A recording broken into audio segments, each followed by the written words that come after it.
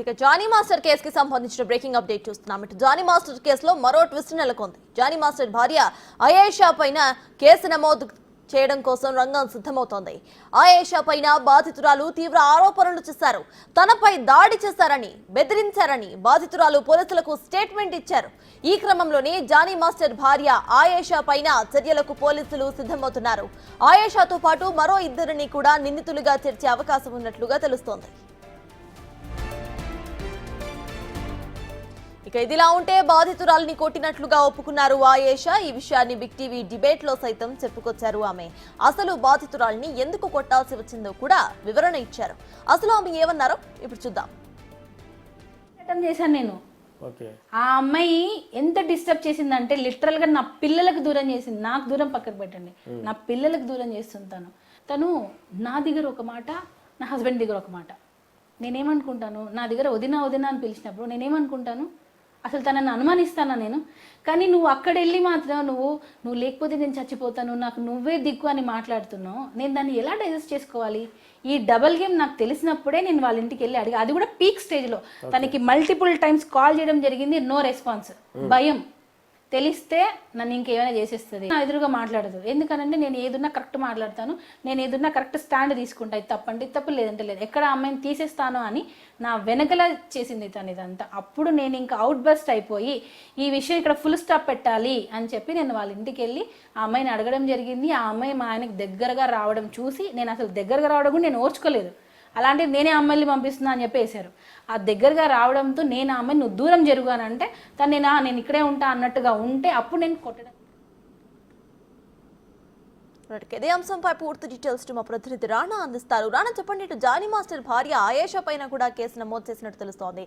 Present updates ఏంటి? ఆవిడ మీద కేసు నమోదు చేయడానికి గల కారణాలు ఏంటి? అంటే విక్టిమ్ చాలా స్పష్టంగా తను ఇచ్చినటువంటి స్టేట్మెంట్లో జానీ మాస్టర్ వాళ్ళ వైపు ఇద్దరు నా ఇంటికి వచ్చారు. తలుపు తెరవకపోయినా కూడా వాళ్ళు బలవంతంగా కూడా తలుపు కొట్టారు. కొట్టిన తర్వాత నేను తీసిన తర్వాత లోపలికి వచ్చిన తర్వాత ఒక్కసారిగా కూడా నా పైన దాడి చేసింది. దాంతోపాటు బూతులు తిడుతూ కూడా నా పైన కొట్టింది పలుమార్లు కూడా ఆమె స్టేట్మెంట్లో కూడా చెప్పినటువంటి నేపథ్యం. కాబట్టి దాన్ని బేస్ చేసుకొని ఇప్పుడు పోలీసులు కూడా కేసు నమోదు చేయాలనే ఉద్దేశంతో కూడా ఉన్నట్టుగా మనకు తెలుస్తుంది. ఎందుకంటే దీంట్లో మరొక అంశాన్ని కూడా విక్టిమ్ చెప్పినటువంటి నేపథ్యం. ఎందుకంటే ఏదైతే మత మార్పిడి చేయించుకొని మా జానీ మాస్టర్ని పెళ్లి చేసుకోమనేసి కూడా నన్ను బెదిరించింది అనేది కూడా విక్టిమ్ చెప్పింది. కాబట్టి దాన్ని బేస్ చేసుకొని కూడా వాళ్ళు కంప్లైంట్ ఇచ్చింది. కాబట్టి దాన్ని బేస్ చేసుకొని మెయిన్ ఈ యొక్క కేసును నమోదు చేయబోతున్నట్టుగా మనకు సమాచారం అవుతుంది. దానితో పాటు మరొక ఇద్దరి పైన కూడా కేసు నమోదు చేసే అవకాశాలు కూడా చాలా స్పష్టంగా కనపడుతున్నాయి.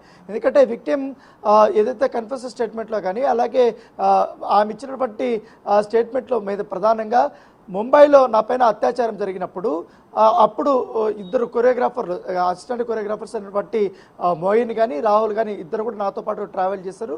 వాళ్ళకి అవన్నీ కూడా తెలుసు.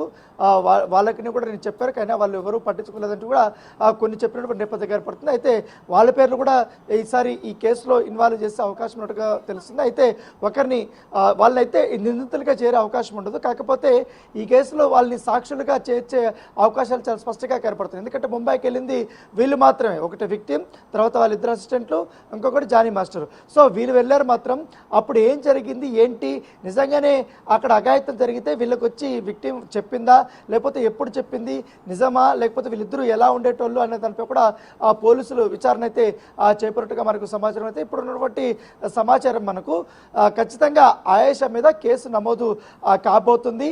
ఇప్పటికే జానీ మాస్టర్ మీద పలు సెక్షన్స్ కింద నమోదు చేసి ఇప్పుడు ఆయన జైలుకు పంపించారు. ఇవాళ ఆల్రెడీ కస్టడీ పిటిషన్ కూడా వేయబోతున్నారు.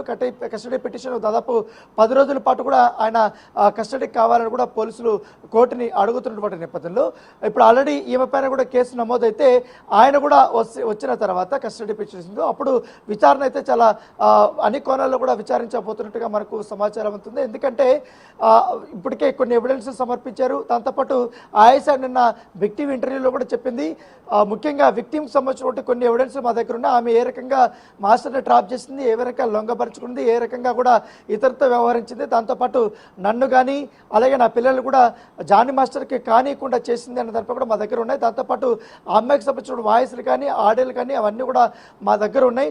వాళ్ళ అమ్మ కూడా ఏ రకంగా కూడా బిహేవ్ చేసింది అనేది కూడా కొన్ని ఎవిడెన్స్ మేము కూడా సబ్మిట్ చేస్తామంటూ కూడా చెప్పినటువంటి నేపథ్యంలో అన్ని కోణాల్లో కూడా పోలీసులు విచారించబోతున్నారు. సో ఏదైనప్పటికీ రోజుకొక ట్విస్ట్ మీద ట్విస్ట్ వస్తుందని చెప్పుకోవచ్చు. మొన్నేమో పోక్సో కేసు నమోదు చేశారు, నిన్నేమో జానీ మాస్టర్ని అరెస్ట్ చేసి హైదరాబాద్ తీసుకురావడము, ఏకంగా ఆయన జైలుకి పంపించడము, ఇవాళ ఆయేషా మీద కేసు నమోదు చేయడానికి రంగం సిద్ధం చేయడానికి. సో అత్యేక ఆసక్తికరమైనటువంటి పరిణామాలు అయితే ఈ కేసులో జరుగుతున్నటువంటి పరిస్థితి. Right, thank you Rana.